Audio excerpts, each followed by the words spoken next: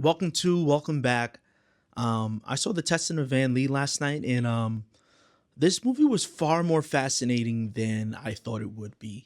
I didn't know what to expect from a movie that chronicles the movement of the Shakers and their migration into America from England. I didn't know what to expect. I just knew that little. Like that was my knowledge going in, and the movie well, at least what I felt like, it posed the question of, what pushes a religious leader to have, you know, the rules they create and the the doctrines they want to put into their community. What brings them to that? And I think this movie, and I commend, did really well in really explaining who Anne Lee is and kind of why she feels this way. Now, is this historically accurate? I don't know. I'm just going off what the movie gave us. And I think a big thing for this movie was relationship to sex. That was something that really stood out to me. When she's a little girl, her all of her family sleeps in like one big room, and she was like, I see what you do to my mother. And we see the scene where the parents aren't having sex. The father is just penetrating the mother. And she's like, it doesn't look like a romantic session or love making of passion. It just looks like something he's doing to her. And she says, like, hey, the children were here. And he just covers her mouth, like, shut up, let me finish. And I think that starts off Anne Lee with, okay, how she views sex, especially at that young age, is something that is done to a woman, something that is done to you, not something that you're participating in. And I think the movie really started off well with that. And I was like, okay, they're them showing us that. But remember, I don't know what Anne Lee, so I'm kind of going through her reasoning. And then she meets this group, and they just call them Shakers. And they let out these cries. Someone's like just letting out whatever pain you have, whatever sins you've been through, just say it and let it out. And when like someone is doing that, they start and they keep doing this thing. And I have to say, all of those scenes of them worshiping together, and I don't even know if you would call it worship. I don't know what you would call it, but they're together and feeling what each other is feeling. And that's when, so movie starts off as a little girl of Anne Lee. And then we see Amanda Seyfried when she meets her husband, Christopher Abbott, who I love. Christopher Abbott, I think he's a phenomenal actor. And anytime he's in something, I'm kind of always like, I'm happy. I'm happy to see him. So he's in this, and immediate another little point of taking note with the relationship to sex. The husband, he just pulls out this pamphlet and is like, hey, yeah, one of my pupils. And I need to rewatch to be like, what did he exactly say? But he's like, yeah, like this is what you do. It shows this imagery of a woman, her bare bum, and the man just is spanking her with like stacks of like straw or something.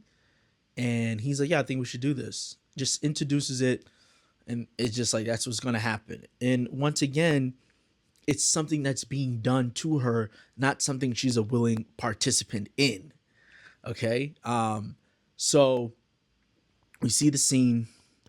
He's just smacking her, and he's saying something. I don't know, me and my fiance, we couldn't remember what he was saying, but he's saying murmuring words while just slapping her, and she's naked, bent over, and he's just hitting her. And then he just, after that, then he enters her, and then they just, start having, well, he starts having sex. She's not having sex. And when he enters her, she starts having visions of like the snake. And snake in Garden of Eden. I read the Bible once.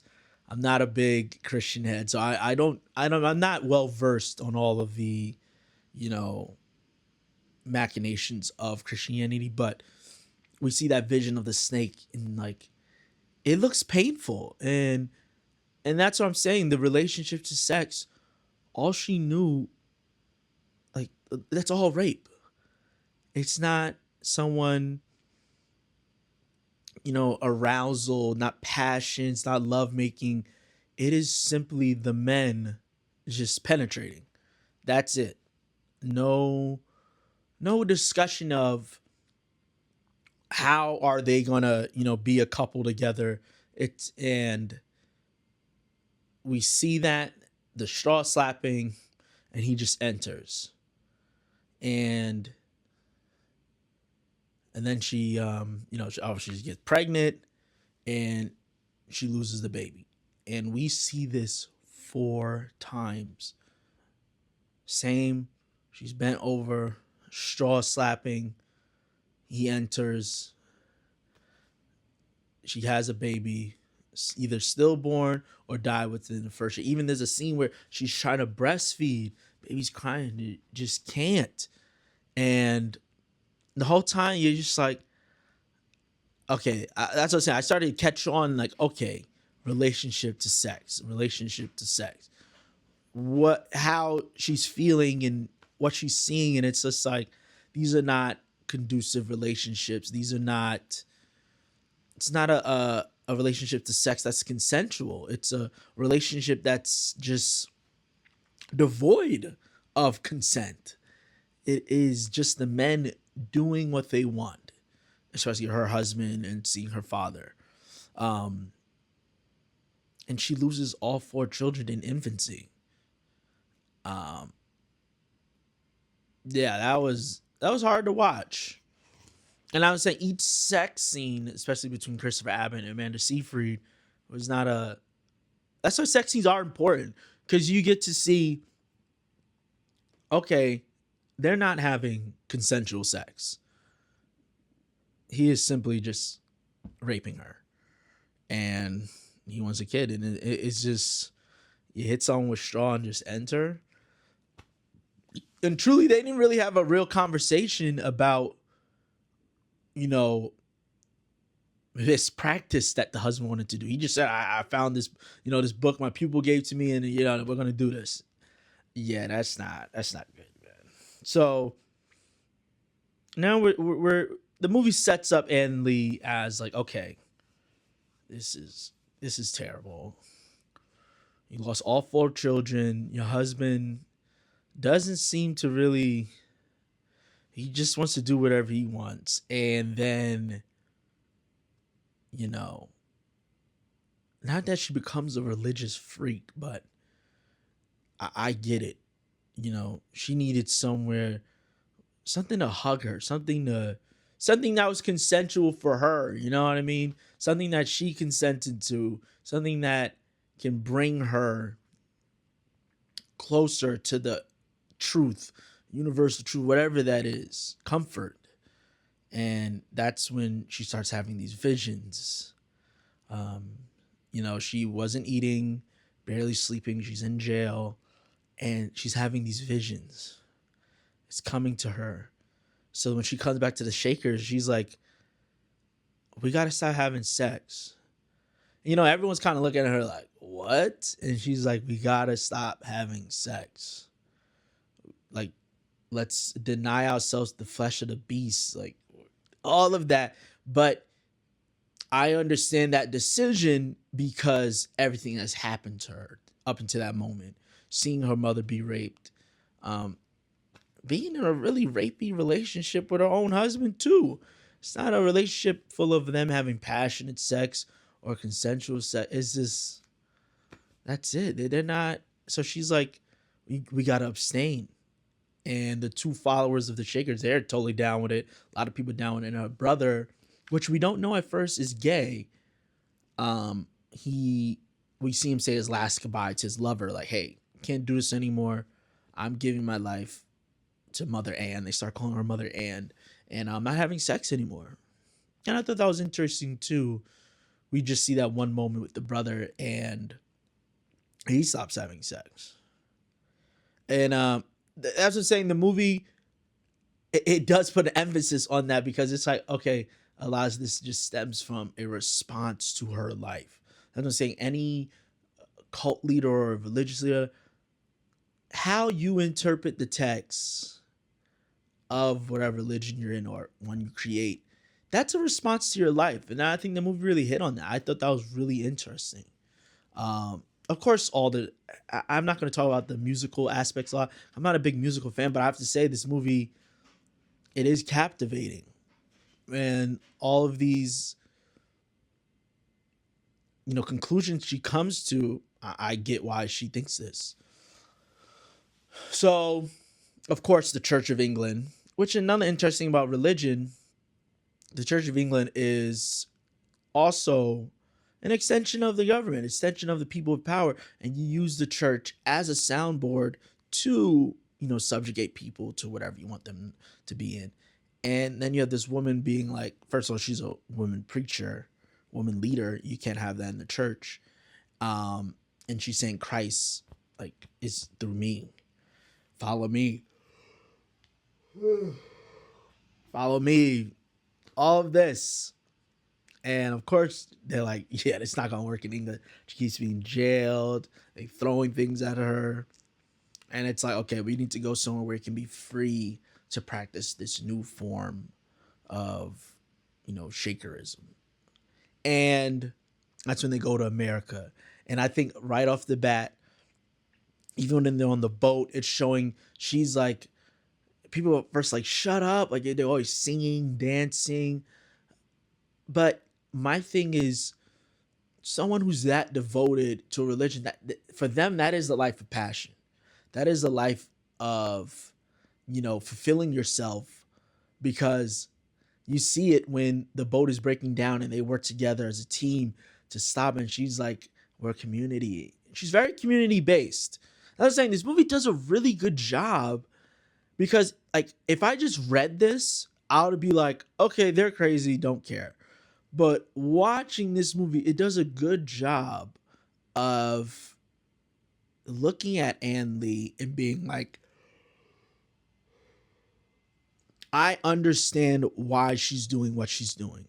I really understand it, and I kind of commend it a lot. And I'm not religious per se, but I did. I really think the movie did a really, really, really good job of showing that. And I think that's in Amanda Seyfried's performance, the director and writer, cinematography, the choreographing. It is moving, and it really, you're like, man, this is a tight community. But I mean, if you tell anyone, even if you're married, like, you can't have sex, that is radical. That is extreme.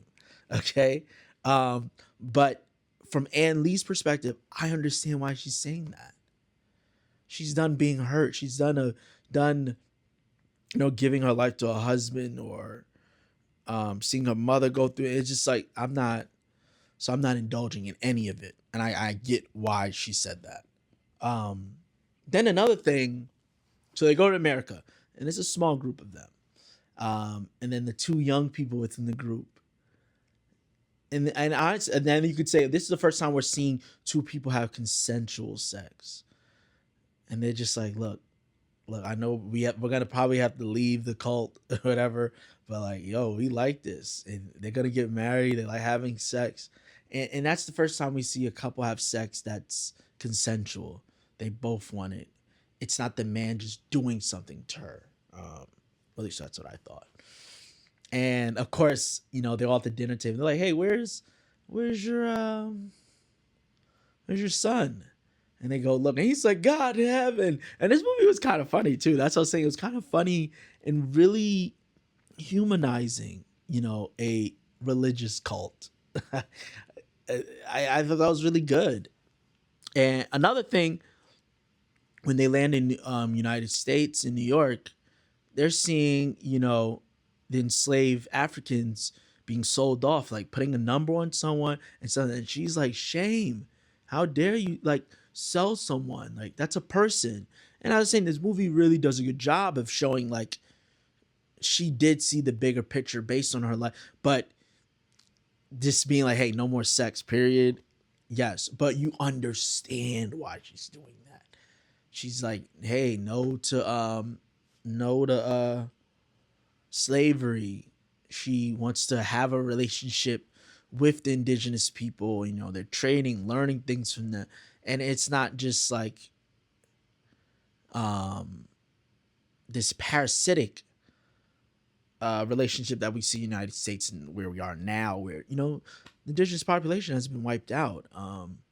This country has gained massive amounts of wealth off the backs of enslaved Africans, and that's how we are where we are now. Like we're a superpower in this world because of those two things: wiping out the indigenous population and using African slave labor. That's something that just can't be negated. And Ann Lee is like, no, like I wouldn't ask my people to do anything that I want to do myself. Like we see her woodworking, see her designing, we see her sweeping, like just being a normal person, being a community member. But it's just that married or not, none of us can have sex though. And I was like, yeah, that's too much. That's too much. But I get why she's saying that. Yeah. So this movie, I thought it was interesting. And oh, another big scene for me was, of course, Ben in power. Like, oh, she's a witch. What do you mean no sex? What do you mean you're the one giving the sermon? Oh, actually, before we get to that, another scene with the movie when they're in America, the husband's just like, come on, it's been 6 years. Like, come on, can we have sex? And she's like, no, like, no sex. We're not doing that. And he's like, should I tell everyone that you're illiterate? And that's when like the the light bulb goes off about religious cult leaders, what they go through personally. I think really dictates how they are as a leader. um yes, she was illiterate, and he's like, how can you talk about scripture and you can't even read? And I think that comes up to like, all right, that's when they're bullshitters and they want an answer for the wrongdoings in their life. And I feel like Ann Lee did find the answers, but also at the same time, kind of leading people down the wrong way. Because what if someone is in a loving relationship and them and their partner have consensual sex, passionate, love making, real sex, and you just come in and being like, yeah, no sex. You want to get close to God, no sex. And I'm like, slippery slope. It's not true for everyone. Um, But I thought that was powerful when he's like, "You can't even read," and then he hires a sex worker, and he's like, "Bless me with your mouth" in front of his wife. So that's when we know, okay, that marriage is over, and she's really shocked, turns around, and just like, "Yeah, no." Um, yeah, that was pretty interesting, and it was like, "Oh, she can't read." So yeah, how are you gonna be like, I'm Christ incarnate? I'm, God needs to come through this world as a man and woman, saying like true stuff, but like, hey, you never read the Bible though. So what are you talking about? And you're just kind of taking what you heard and your experiences and now pushing out your message, right? And that is dangerous. That is pretty dangerous.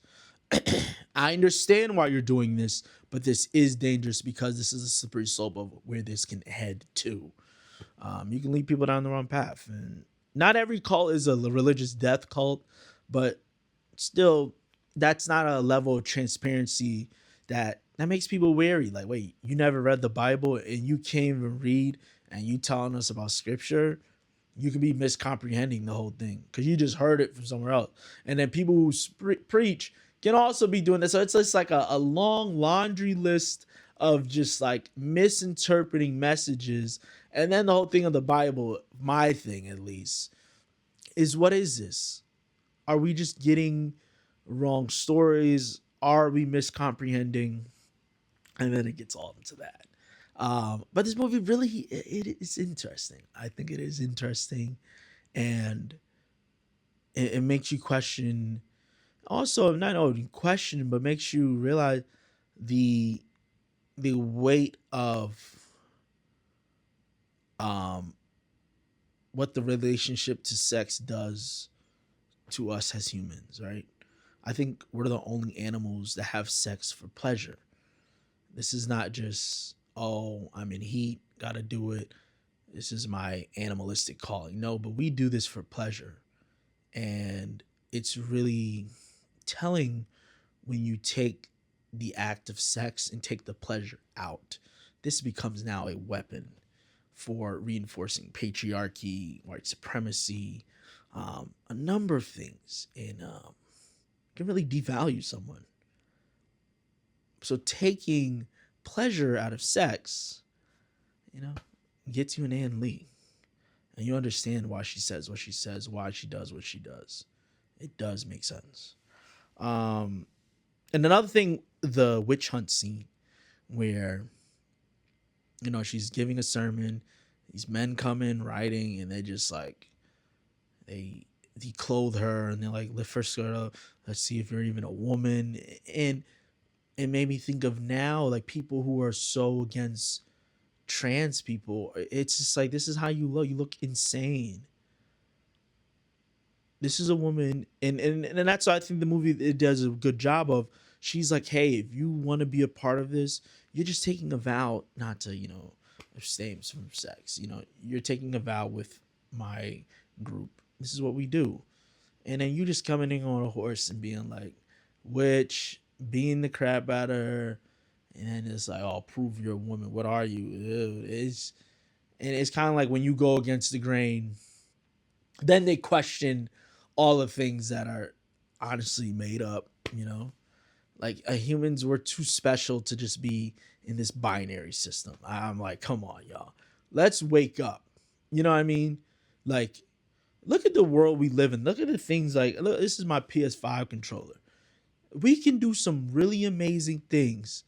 And someone being like, hey, I don't think I'm, what they traditionally call a man or what they call a woman, that's too far for you. Come on.